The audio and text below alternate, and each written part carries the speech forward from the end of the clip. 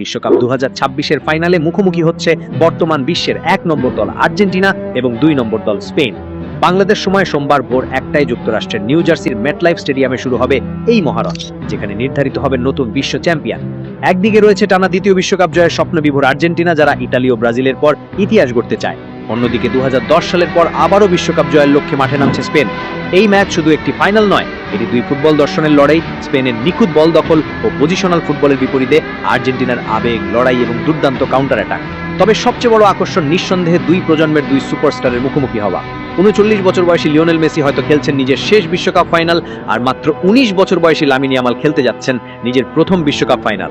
Football প্রেমীদের আবেগ আরও বাড়িয়েছে সেই ভাইরাল ছবিটি, যেখানে 2007 সালে শিশু ইয়ামালকে কোলে নিয়েছিলেন তরুণ মেসি, আর আজ সেই দুই ফুটবলারই বিশ্বকাপের ট্রফির জন্য একে অপরের বিপক্ষে। ইতিহাসও বলছে এই লড়াই হবে সমানে সমান। দুই দল এখন পর্যন্ত 14 বার মুখোমুখি হয়েছে, যেখানে উভয়েরই জয় 6টি করে এবং ড্র হয়েছে 2টি ম্যাচ। বিশ্বকাপে তাদের একমাত্র দেখা হয়েছিল 1966 সালে, যেখানে জিতেছিল আর্জেন্টিনা। তবে সর্বশেষ 2018 সালের প্রীতি ম্যাচে স্পেন জিতেছিল 6-1 গোলের বিশাল ব্যবধানে। এবার প্রথমবারের মতো বিশ্বকাপের ফাইনালে মুখোমুখি হচ্ছে এই দুই ফুটবল পরাশক। স্কোয়াডের দিক থেকেও সুখবর রয়েছে দুই দলের জন্য। সেমিফাইনালে চোট পাওয়া লামিন ইয়ামাল পুরোপুরি ফিট হয়ে ফিরেছেন, পেদ্রো পোরো প্রস্তুত, আর আর্জেন্টিনার অধিনায়ক লিওনেল মেসিও শতভাগ ফিট থেকে শুরু করবেন ম্যাচ। এবারের বিশ্বকাপে মেসি ইতোমধ্যেই করেছেন 8 গোল ও 4টি অ্যাসিস্ট, যা তাকে আবারও প্রমাণ করেছে বিশ্বের অন্যতম সেরা ফুটবলার হিসেবে। ট্যাকটিক্যাল দিক থেকেও ম্যাচটি হবে দারুণ আকর্ষণীয়। স্পেন পুরো টুর্নামেন্টে মাত্র 1টি গোল হজম করেছে এবং গড়ে 63%-এরও বেশি সময় বল নিজেদের দখলে রেখেছে। অন্যদিকে আর্জেন্টিনা নকআউট পর্বে প্রতিটি ম্যাচে পিছিয়ে পড়েও দুর্দান্তভাবে ঘুরে দাঁড়িয়ে ফাইনালে উঠেছে, আর তাদের সেট পিস আক্রমণ এবারের আসরে অন্যতম বড় অস্ত্র। পরিসংখ্যান বলছে আর্জেন্টিনার 19 গোলের মধ্যে 12টি এসেছে ম্যাচের শেষ 15 মিনিটে, যা তাদের শেষ মুহূর্তের লড়াকু মানসিকতার প্রমাণ।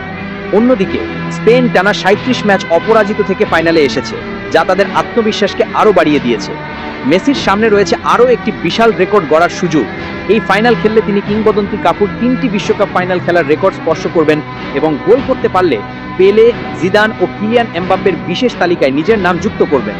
তবে ম্যাচের আগে রাজনৈতিক বিতর্কও তৈরি হয়েছে, কারণ সেমিফাইনালের পর আর্জেন্টিনার কিছু খেলোয়াড় ফকল্যান্ড দ্বীপপুঞ্জ নিয়ে একটি ব্যানার প্রদর্শন করায় বিষয়টি নিয়ে আলোচনা চলছে।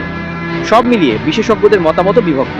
কেউ বলছেন স্পেনের শক্তিশালী রক্ষণ এবং বল দখলের ক্ষমতা তাদের এগিয়ে রাখছে, আবার কেউ বিশ্বাস করছেন মেসির অভিজ্ঞতা এবং আর্জেন্টিনার হার না মানা মানসিকতাই ম্যাচের ভাগ্য বদলে দেবে। অনেক এই ম্যাচ অতিরিক্ত সময় কিংবা পেনাল্টি পর্যন্ত গড়াতে পারে।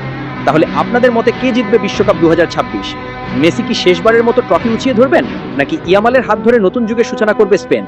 এখনই কমেন্টে জানিয়ে দিন আপনাদের স্কোর প্রেডিকশন।